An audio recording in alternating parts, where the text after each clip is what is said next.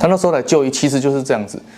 那我的推测的结果呢，就是说他其实之前可能有一个感冒，是不是流感？很有可能是流感哈，可能他感冒治疗了这个2、3个礼拜哈，症状治疗，但是呢，他的病情其实是越来越严重啊，到最后他其实是喘得很严重，他晚上躺不平的睡觉，好像一躺下去就会咳嗽。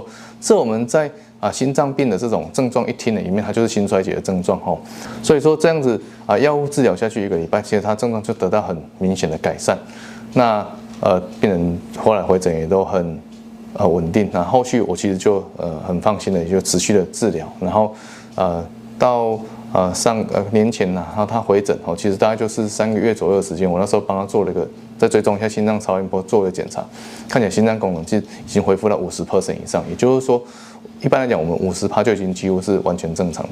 那也就是说，这个心脏衰竭的患者，透过这样适当的治疗不管是药物或者一些这种辅助性的治疗 ，EECP 心脏的反搏治疗，这种来讲也是对于心脏衰竭治疗的一个很好的武器那透过这样的一些适当的治疗，那对于这样的患者来讲，其实是有机会让他心脏功能是完全的恢复健康的。类似像吴小姐这样的个案其实我手上至少有比较年轻的患者至少有5位以上，其实都蛮类似的其实吴小姐已经不是第一个个案，那也是都是30、40岁女性、男性都有来的表现，也都是以心脏衰竭为主。经过我们适当的治疗之后，大部分的患者其实都有恢复他心脏功能的一个健康这样子。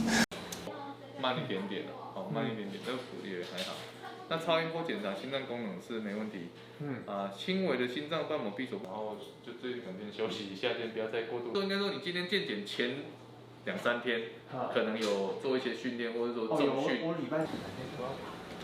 那所以现在我要跟你拿，对，你要拿这个出来。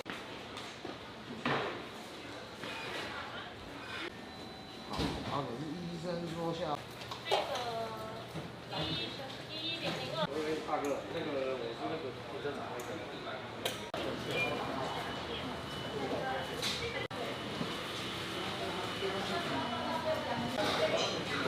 还没有。但是你嘛是要搁追踪看嘛，但是一般心脏我